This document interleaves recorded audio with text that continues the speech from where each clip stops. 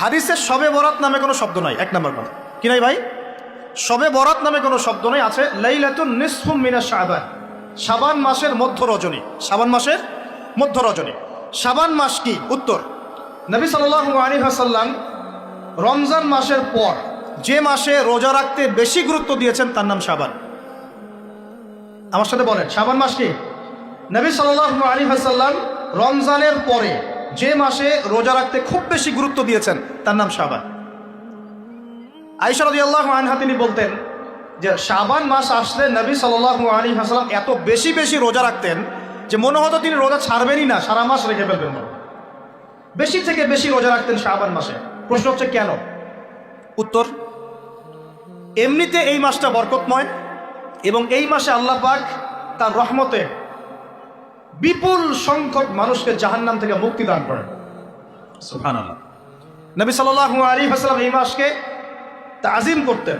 এই মাসের সম্মানার্থে, এই মাসে আল্লাহর রহমত বরকতের স্বার্থে নবী করিম সাল্লাল্লাহু আলাইহি ওয়াসাল্লাম এই মাসে বেশি বেশি রোজা রেখেছেন। সুন্নত কি শিখলাম?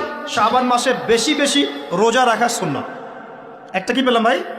শাবান মাসে বেশি বেশি রোজা রাখা সুন্নত। আপনি যদি মুকিম হন, শরীর সুস্থ থাকে, মুসাফির না, আপনার সুস্থতা আছে, সব ঠিক আছে, আপনি চেষ্টা করবেন এই মাসে বেশি বেশি রোজা রাখার। পারা যাবে ইনশাল্লাহ? এটা নবীর সুন্নত হবে। আরেকটা হাদিস মাথায় নিয়ে নেন, আজকে সারা ওয়াজ ভুলে গেলে এই ওয়াজটা বলেন না। কি হাদিস? নবীজি বলছেন, তোমাদের সামনে, হে আমার সাহাবীরা, তোমাদের সামনে এমন একটা যুগ আসছে, ওই যুগে আমার সুন্নতকে ধরে রাখাটা হাতের মধ্যে আগুন ধরে রাখার মতো হবে। আমি অনেকদিন এই লেকচারে এই হাদিসটা বলেছি। তোমাদের সামনে এমন একটা কঠিন যুগ আসছে, জামানা সবরিন, সবরের যুগ, কঠিন যুগ। ওই যুগে ঈমান ধরে রাখা না আমার সুন্নতের উপর থাকা হাতে আগুন ধরে রাখার মতো হবে। ওই যুগে যদি তোমরা আমার একটা সুন্নতকে জীবিত করতে পারো, সমাজে একটা সুন্নত মরে গেছে ওটাকে আবার জীবিত করতে পারো, তাহলে 50 জন শহীদ সাহাবীর নেকি পাবো।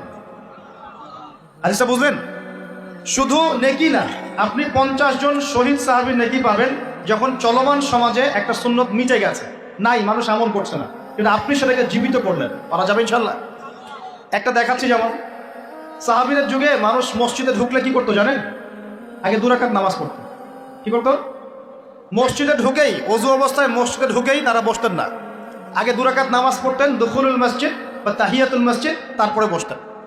আর নবীজি বলেছেন কিয়ামতের আগে আগে এই দুখুলুল মসজিদ, তাহিয়াতুল মসজিদ, এই নামাজটা উঠে যাবে। উঠে যাচ্ছে না আস্তে আস্তে। মসজিদে ঢুকলে মানুষ ধাপ করে বসে পড়ে, তাই না? মানুষ ভুলেই গেছে এটা সুন্নত।